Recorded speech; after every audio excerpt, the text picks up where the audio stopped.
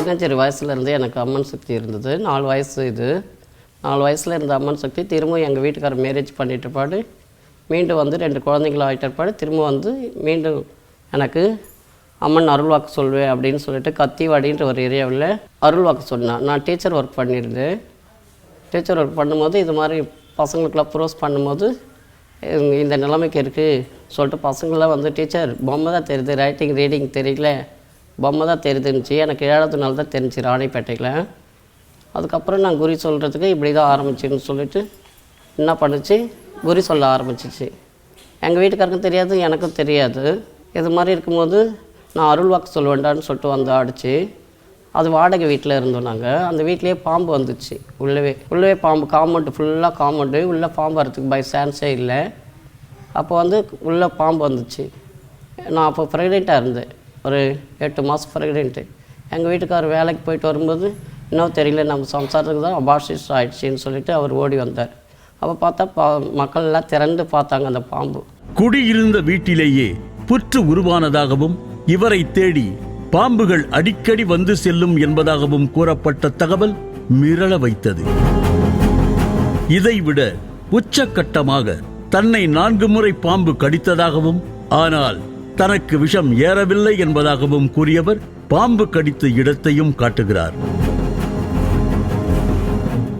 எங்கள் வீட்டில் இந்த பாம்பு அடித்ததுனால திரும்ப வந்து ஃபேஸ் கட்டெலாம் கெடுத்து, உன்னை கெடுத்துட்டேன், உன்னோட முகத்தை கெடுத்துட்டேன், உன்னோட உருவத்தை கெடுத்துட்டேன், உன்னை அருள்வாக்கு சொல்ல வைப்பேன்னா திரும்ப அங்கேயே சுயமாக தோண்டினான்.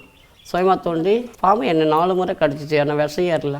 4 முறை கடிச்சு எனக்கு விஷம் ஏறல. இந்த காலெல்லாம் பாருங்க, இதெல்லாம் அப்படி தான் இருக்கும். இந்த கால், இந்த வரலெல்லாம் அப்படி தான் இருக்கும். பாம்பு கடிச்சது தான் அப்படியே கடிச்சினே இருக்கும், விஷம் ஏறாது. அது மாதிரி நிலைமைக்கு இருந்துச்சு. எதனா தவறு தண்டை பண்ணால் எங்கள் வீட்டுக்கார் வந்து ஏதாவது சும்மா இப்படி டச் கூட பண்ணக்கூடாது, அப்போயே வந்து கடிச்சிடும். அந்த நிலைமைக்கெல்லாம் இருந்துச்சு. அருள்வாக்கு அங்கே ஓஹோன்னு போச்சு, கத்திவாடில் ஓஹோன்னு போச்சு. அங்கே புத்தி எழும்பு போச்சு. இது மாதிரி கார பகுதியில் எனக்கு தெரியாது, புத்தி எழும்புறதெல்லாம் தெரியாது. எங்கள் வீட்டுக்காரர் தான் பார்த்தாரு.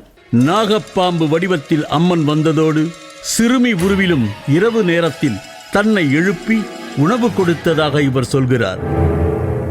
நைட்டில் வந்து படுத்திருக்கும் போது இந்த அம்மா வடிவம்பா உனக்கு பசிக்குதா இந்தான்னு சொல்லிட்டு எனக்கு கொழுகிட்டு பச்சரிசி மாவு சாதெல்லாம் கொடுத்துச்சு. நான் சின்ன பொண்ணு வந்து கொடுக்குது, என்ன ராத்திரியில் 12 மணி ராத்திரிலன்னு சொல்லிட்டு ஸ்டார்ட் பண்ணது தான் அது. அதுக்கப்புறம் ஸ்டார்ட் பண்ணிவிட்டு பக்கத்தில் இருக்கிறவங்களை கேட்டாக்கா நான் கொண்டு வரல டீச்சர் அம்மா, நீ கொண்டு வரல அப்படின்றாங்க. அதுக்கப்புறமேட்டுக்கு அங்கேயே வச்சு படுத்து தூங்கிட்டேன். நான் தூங்கிட்டு படுத்து திரும்ப வந்து மீண்டும் அருள்வாக்கு சொல்ல வேண்டான்னா, எங்கள் வீட்டுக்காரர் இருக்கும்போது மீண்டும் அருள்வாக்கு சொல்வேன்னா, அருள்வாக்கு சொல்கிறதுல எனக்கு நம்பிக்கை கிடையாது. அதுக்கப்புறம் அருள்வாக்கு சொல்வேன்னு சொன்னால் எனக்கு எப்படி அருள்வாக்கு சொல்கிறதுன்னு தெரியாது.